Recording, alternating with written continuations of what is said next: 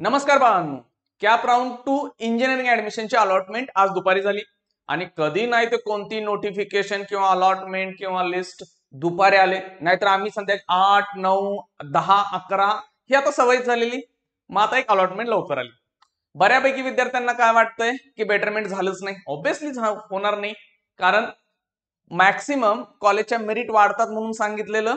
आता ज्या कॉलेजच्या सीट भरल्याच नाहीत काय नाहीत तिथं ऑब्व्हियसली त्या कॉलेज मिळालेत.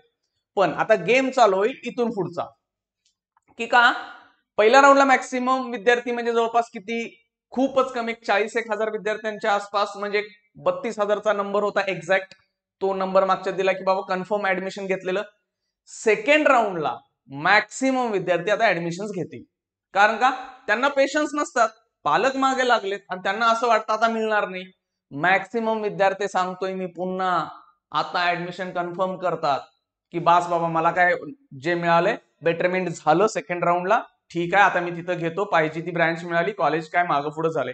काही विद्यार्थ्यांचं कसं असतं की मला काय बेटरमेंट होणारच नाही, पहिल्या राऊंडला मिळालं दुसऱ्या राऊंडला काहीच नाही, जातो, कारण पेशन्स संपाय चालू होतात. आणि ज्यांना अलॉटमेंट झाले नाही ठीक आहे, ते काय थर्ड आणि फोर्थला जाणार आहेत. पण मी सांगतोय की तुमची जर बेटरमेंट झालेली नाहीये किंवा झाले तरी पण पुढच्या राऊंडला चला. कधी जोपर्यंत तुम्हाला आवडतं कॉलेज किंवा एखादी ब्रँच जी पाहिजे ती मिळत नाही तोपर्यंत, कारण थर्ड फोर्थ राऊंडला ना पेशन्स नाही आहेत. हा पहिला गेम, हा मेंटॅलिटीचा असतोय. आपला देश तर भावनिक आहे, आपण भावनांच्या भरामध्ये किंवा खूप इमोशन्स आपल्याकडे भरलेले असतात, मग आपण तो निर्णय म्हणा कुठं थांबू, कॉलेज सुरू होतील. आता काही कॉलेजेस काय करतील, पुढच्या एक वीक मध्ये चालू करतील कॉलेजेस. पण एखाद्या वीक मध्ये कॉलेज चालू होते तो पण तुमचा थर्ड राऊंड पण संपणारच आहे की काय फरक पडालाय. नॉर्मली 20 ते 1 तारखेपर्यंत, म्हणजे 20 ऑगस्ट 1 सप्टेंबरच्या अराउंड कॉलेज स्टार्ट व्हायला सुरू होतं. आणि 8-10 दिवस तुम्ही समजा लेट गेलाच एखाद्या कॉलेजमध्ये, काय फरक पडायला लागलाय? काहीही होत नाही, अभ्यास काय पळवत नाहीत, पहिला टाइमपासच असणार आहे. कारण थर्ड राऊंडला, लास्ट राऊंडला जे काही विद्यार्थी येणार आहेत ना, त्यांना काय शिकवणार नाहीये का कॉलेज ते? आणि का थोडीच आता सगळे विद्यार्थी कॉलेज भरणार आहेत, डिव्हिजन भरत जातील. आणि 8-10 दिवस असं नसतं की कॉलेज लेट गेलाय. तुमच्या आता जे निम्म्या मुलांचे ऍडमिशन झाले असतील त्यांनी कन्फर्म केले, समजा 20 तारखेनंतर त्यांनी कॉलेज सुरू केलं, खूप कमी. बाकीचे काय सगळे राऊंड संपल्याशिवाय करत नाही. थर्ड राऊंड संपल्यानंतर मॅक्सिमम कॉलेज सुरू करणार आहे. पण एखाद्याने जर केलंच तर पुढच्या थर्ड फोर्थला जी मुलं येणार आहेत त्यांच्या डिव्हिजन्स वेगळ्याच असणार आहेत ना. फर्स्ट इयरचा सिलेबस सेम असतो, मग ते काय ब्रँच वाईज नसतं, कम्प्युटर, मेकॅनिकल, सिव्हिल काही फरक नसतो, ऑलमोस्ट सिलेबस सेम आहे. मग काही काही ठिकाणी फिजिक्सचा ग्रुप केलाय, काही ठिकाणी केमिस्ट्रीचा ग्रुप केलाय, मग फिजिक्स बरोबर अप्लाइड मेकॅनिक्स दिलाय, काही ठिकाणी केमिस्ट्री बरोबर ग्राफिक्स दिलाय. हे थोडंसं चेंज केलेले असतात सिलेबस, पण ऍट द एंड त्या कॉलेजचा सगळा सिलेबस सेम असतो. त्यामुळे असं टेन्शन घेऊ नका की फर्स्ट इयर मध्ये थोडंसं 8-10 दिवस कॉलेज त्यांनी लवकर चालू केलं. दोन कंडिशन्स आहेत, कॉलेज लवकर चालू केलं ह्याचा अर्थ असा नाही की ती उरलेल्या मुलांना शिकवणार नाही, त्यांना पहिल्यापासूनच शिकवणार आहे. आणि तुम्ही काही वेळा गणेश चतुर्थी झाल्यावर जाणार आहेत, निवांत कार्यकर्ते असतात ना, अनंत चतुर्थी नंतर जातात. ठीक आहे, दरवर्षीच आहे की ह्या वर्षीचं नाहीये. त्यामुळे डोक्यातनं पहिला हा पॉईंट काढा की आम्ही थर्ड आणि फोर्थ राऊंडला बेटरमेंटला गेलो तर आमचं कॉलेज चुकणार, नुकसान होणार, लेट होणार, असं काही नसतं. ठीक आहे. नेक्स्ट, की आपला मेन पॉइंट काय आहे की आता नेमकं अलॉटमेंट झाल्या, करायचं काय? अलॉटमेंट झाल्यानंतर पहिले 3 ऑप्शन ज्यांना मिळालेत ते ऑटो फ्रीज झालेत, त्यांचा डावच संपलाय. पुढचे दिवस जे काय दिलेत ऍडमिशनचे, कॉलेजमध्ये चला, काय प्रोसेस असते ती कम्प्लीट करा. फी नाही आहे तुमच्याकडे, पैसे नाही आहेत पूर्ण भरण्यासाठी. आता मुलींचा काय प्रश्नच नाहीये. मुलांमध्ये कुठल्या ओबीसी, एसईबीसी, ईडब्ल्यूएस त्या मुलांची 50% फी आहे, त्यांच्याकडे जे पैसे नाही आहेत त्यांनी 10-1 हजार रुपये त्या कॉलेजमध्ये भरा आणि त्यांना सांगा आम्ही एज्युकेशन लोन करणार आहे. लोनचं लेटर घ्या, करायचं नाही करायचं नंतर. लोन जरी करणं नसला, पैशांची व्यवस्था नसेल तर सांगा आम्ही लोन करणार आहे, देतं कॉलेज, अलाउड आहे. सगळीच फी भरा, नाही आहेत पैसे भरू कुठनं म्हणायचं. ठीक आहे, ओके, हा मुद्दा झाला.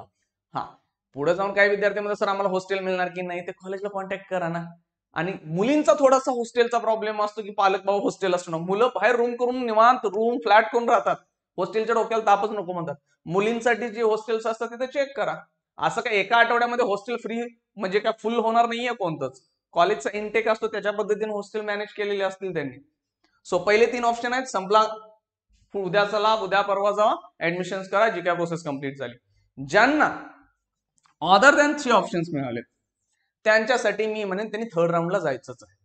कारण थर्ड फोर्थचे मग आता कट ऑफ कमी येतात, कारण जे कट ऑफ हलणार आहेत ते खूप मोठ्या प्रमाणात हलतात. कारण सडन सीट्स आता बघा काही विद्यार्थ्यांना कसं झालं, डिफेन्सची सीट आहे किंवा ऑर्फनची सीट आहे किंवा बाबा ह्याच्यानंतर PWD ची सीट होती, त्या सीट कास्टला होत्या. एक्झाम्पल डिफेन्स SC ची सीट होती, तिथं डिफेन्स SC चा विद्यार्थी मिळालाच नाही, मग ती कन्वर्ट झाली जनरल SC ला. मग जनरल SC च्या विद्यार्थ्यांनी ती घेतली, सीट घेतली डिफेन्सची किंवा PWD. म्हणजे ती होती कुठं रिझर्वेशन, पण त्यातल्या जनरल मुलांना, म्हणजे तो विद्यार्थी डिफेन्स मध्ये नाही किंवा PWD नाही, पण त्याला मिळाली का, ती घेतलीच नाही. शिफ्ट झाल्या ना सीट. समजा SCचा जर विद्यार्थी मिळाला नसला तर ते आणखीन वर शिफ्ट. शेवटी त्या सगळ्या सीट ओपनला येतात. हे थर्ड आणि फोर्थ राऊंडला होणार आता सगळ्यांना, आणि तिथं बऱ्यापैकी होते. त्यामुळे मी म्हणतो की बेटरमेंटला चला, थांबू नका. काय फरक पडालाय अनेक आठवड्यानं, घरात बसून निवांत झोपणार आहे. मग जर बेटरमेंट केला, एखादं चांगलं कॉलेज तुम्हाला हवं असेल, एखादं वरच्या लेवलचं कॉलेज मिळालं किंवा जी ब्रँच पाहिजे ती मिळाली, तर नुकसान कुठं काय? काय ना पैसे द्यायचे आहेत ना कुठं काय करायचं आहे, फक्त पुढच्या राऊंडला बेटरमेंटला चाललंय. हा, आता तुम्हाला वॅकन्सी किती येणार काय ना, ती वॅकन्सी आता नाही ना सांगू शकत का, हे आता ऍडमिशन केले विद्यार्थी, ह्यातले पण काही विद्यार्थी जर ऍडमिशन घेतले नाही तर त्या सीट पण राहणार. वॅकन्सी कधी मिळतात, हे ऍडमिशनचे पुढचे 2-3 दिवस जे काय ऍडमिशनला दिलेत ते झाल्यानंतर नेक्स्ट डे ला वॅकन्सी दिसते, मग तुम्हाला देतो PDF. कट ऑफ JEEच्या असतील, JEEच्या कट ऑफ जे आता टाकलेत मी टेलिग्राम चॅनलवरती आहेत, किंवा CETच्या पण कट ऑफ टाकल्या, तर JEE मध्ये ना मोठ्या प्रमाणात फरक पडलाय बघा मेरिटला. CET मध्ये खूप मोठा फरक दिसत नाहीये, पण JEE मध्ये मोठ्या प्रमाणात पडलाय. अजूनही CETच्या सीट वॅकंट आहेत. मी काही कॉलेजांचे बघितले की अजून ब्लँक आहेत, का अजूनही तिथे विद्यार्थी टाकत नाहीत. काही विद्यार्थी अडूनच बसलेत. आता मला पण एक 7-8 मेसेज आहेत असे की सर मला सेकंड राऊंडला पण बेटरमेंट झालं नाही. मी विचारलं तर ते म्हणतात मार्क्स खूप कमी आहेत आणि त्यांना पुणे सिटीच पाहिजे किंवा मुंबई सिटीच पाहिजे. ती नाही मिळणार ना. थोडंसं सिटीच्या बाहेर चला, ती कॉलेजेस मोकळी पडलेत. ते म्हणतात मग मला येण्या जाण्याचा प्रॉब्लेम आहे किंवा ते कॉलेज चांगलं नाही. आपले मार्क्स पाहायला पाहिजेत, पहिला मार्क्स बघून घ्या ना तुम्ही किती पडलेत. मग आता मला मार्क्स कमी असतील तर मला बेस्ट कॉलेज कसं मिळणार आहे? थोडंसं ऍडजस्टमेंट करा मार्क्सनुसार. ठीक आहे, खराब कॉलेज मिळतंय ना, मार्क्स पण तसेच आहेत. 4 वर्ष पुढे आहेत की तुमच्याकडं. 4 वर्षांमध्ये मोठा तीर मारू शकतोय आपण. असं थोडीच आहे की चांगल्या कॉलेजला गेल्यानंतर आयुष्य भलं होतंय, असं नाही आहे. चांगल्या कॉलेजला गेल्या थोडे फायदे आहेत, पण असं नाही की दुसरीकडे गेल्यानंतर वर्स्ट होणार आहे. ठीक आहे. सो बेटरमेंटला चला, ज्यांना फोर्थ किंवा त्याच्या पुढचे ऑप्शन्स मिळाले. आपल्याकडे काय की बाबा अदर दॅन पहिले 3 ऑप्शन सोडून मिळाले. फर्स्ट राऊंडची सीट तुमची आता कॅन्सल झाली. ज्यांना अलॉटमेंट झाल्या सेकंड राऊंडला, जी काय फर्स्ट राऊंडला सीट मिळाली होती ती सीट कॅन्सल झालेली आहे. आता फर्स्ट राऊंडचा विचारच करायचा नाही. ठीक आहे. ती सीट होती ती गेली, सेकंड राऊंडला बेटरमेंट झालं. तुम्हाला बेटरमेंटला जायचं असेल तर आता आणखीन महत्वाची गोष्ट म्हणजे काय, आता 6 ऑप्शन्स थर्ड राऊंड साठी कंपल्सरी येणार आहेत, ऑटो फ्रीज होतील. फोर्थ राऊंडला जाण्याचा ऑप्शन नाही. तुम्ही म्हणणार तुझा काय डोक्यावर पडलास का, तू नुसतं आम्हाला राऊंडवर राऊंड करायला लागलाय. मी म्हणतोय फायदा होणार, नुकसान होत नाहीये. जरी काय फायदा झाला नाही, समजा बेटरमेंट होतच नाही, तुमचा फरक काय पडला, काहीच नाही, नुकसान तर काय झालं नाही ना. सीट राहायला लागले.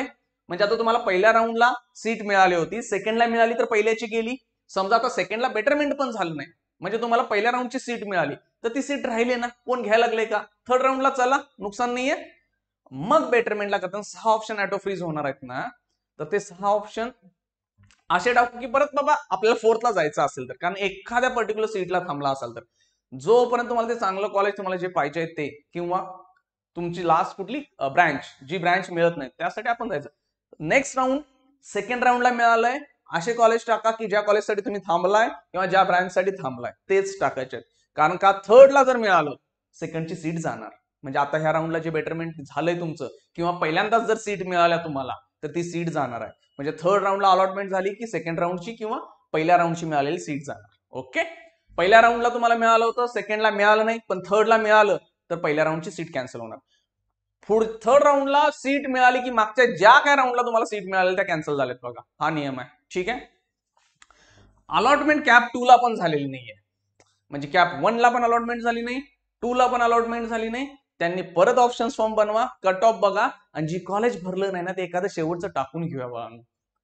परत स्पॉटला जायचं आहे की नाही जायचं आहे किंवा काय करायचं आहे हे नंतर ठरवू. कारण ऍटलीस्ट हातात सीट राहिली ना तर विचार करायसाठी वेळ येईल. गव्हर्नमेंटच्या सगळ्या सवलती मिळतील.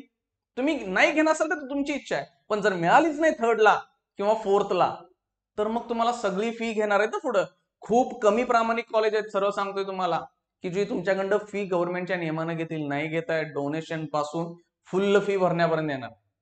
सो कळतंय काय सांगतोय ते, ह्या गोष्टी आहेत. एक दोन दिवसात आपण लाईव्ह गोष्टी लाईव्ह घेऊ, थोड्याशा कट ऑफ वगैरे मी पाहायला लागलोय, कुठे चेंजेस झालेत, कुठे वॅकन्सी काय राहिले का, आणि नंतर ज्यावेळी एक्झॅक्ट वॅकन्सी त्यावेळी आपण लाईव्हचं लेक्चर घेऊ. ठीक आहे, चला, थँक्यू.